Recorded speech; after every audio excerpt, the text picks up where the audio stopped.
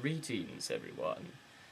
I was just sitting here in my plastic cape enjoying some lightly salted peanuts when a thought did occur to me. On this All Hallows Eve, what would be more fitting than to make the atmosphere with a scary, spooky tale? So, I have with me short, even more short and shivery. Alright, this spooky-rific tale is entitled, The Headrest. That's like 15 pages.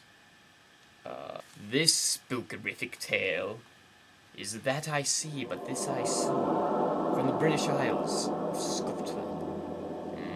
Scotland. Lauren. In the Scottish town of Bewley, there was once a tailor, Sandy, who worked very hard, but he could not manage to put enough coins aside to get married. Not good. It happened that the girl he loved, Flora, was also desired by Angus, who was a well-to-do farmer. But Flora wanted no part of Angus or his promise of riches and a grand house. She loved Sandy, and that was that. She would wait until he had put enough by for them to wed, and she put aside what she'd earned as a lady's maid, so that they could get married. I'm going to paraphrase, because it's still a little long. Now, there was a shelf of church nearby, and during a feud between two powerful clans, it had been set on fire by the MacDonalds, when it had been full of Mackenzies. Not a single Mackenzie had escaped. Since that time, the church was said to be haunted, and no one would go near it after sunset. So, basically, Sandy's a tailor, and Angus is all like, well, let's go to the church for some reason. Oh, because I need to make new pants. Angus said that. This is the exposition, it's not really, Shortly before midnight, the brave tailor, that's Sandy, I think, arrived at the church. First he tested the door to be sure that it would close. Then he pried loose the latch on the inside of the door, so the door, it would be open in case anything happened. Inside, the fire-blackened stone walls were pierced with tall, narrow windows, barely wide enough for a man's fist to fit through. And moonlight, it was really creepy in there, basically. So everything's quiet at first.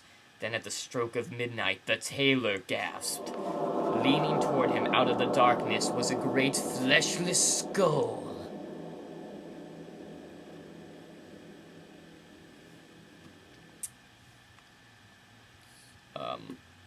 With grinning jaws and sockets without eyes.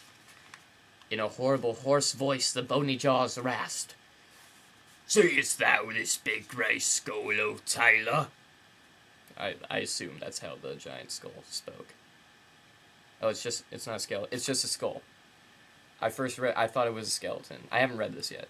"That I see, but this I sue. This I sew," replied the terrified little man as he bravely went on sewing. This guy just sees a freaking giant skull creature, and he's still sewing. That is dedication to your work. And then the skull says, "Seest thou this long grizzled throat without food, O tailor?"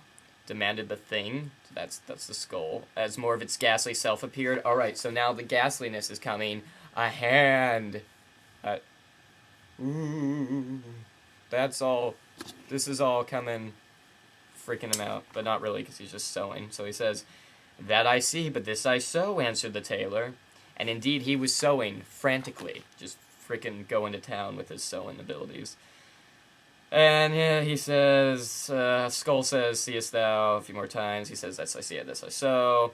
And he's freaking out, but he's still sewing. He is still sewing. And he only needs, at this point, he only needs 3 or more stitches to complete the trousers.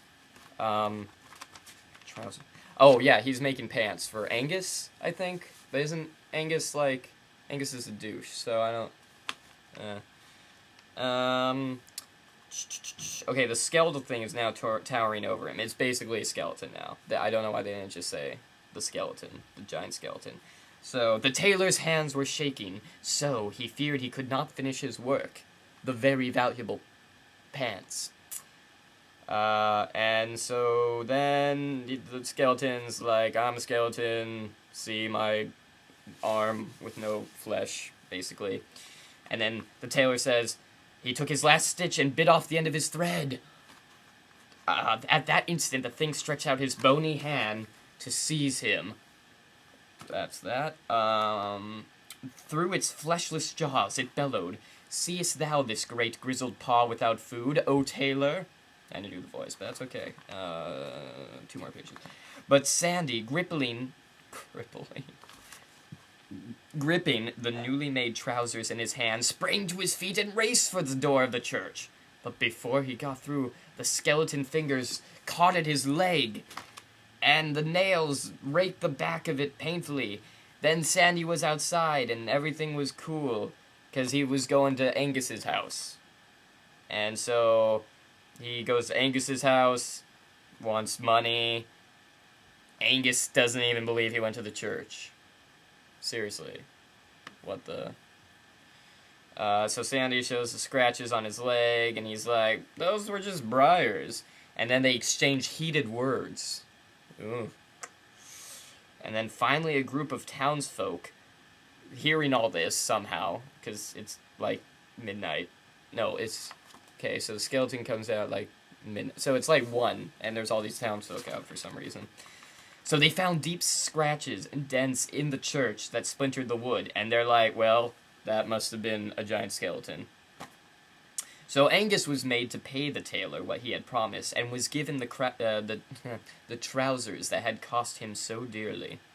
Then Sandy and Flora were married and lived happily forever after. That's it.